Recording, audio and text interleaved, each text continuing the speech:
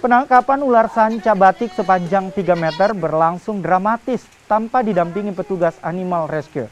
Butuh waktu lama sebelum akhirnya ular tersebut ditangkap. Keberadaan ular sanca batik di kandang kambing milik warga di Desa Balangloe, Tarawang, Jeneponto pertama kali diketahui anak-anak setempat. Menghindari jangkauan anak-anak, ular sanca jenis batik yang ditangkap selanjutnya diamankan ke dalam kandang kayu sebelum diserahkan ke Dinas Peternakan Kabupaten Jeneponto. Jadi pada saat ditemukan itu ular, sekitar jam 9, masuk di kandang kambing.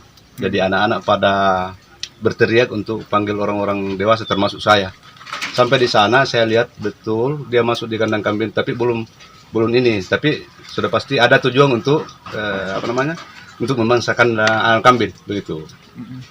Ada berapa meter Pak panjangnya Pak? Panjangnya ada 3 meter. 3 meter. Iya, 3 meter. Pak, Biasa masuk tapi ular-ular kecil, ini baru kali ini masuk. Ular besar begitu.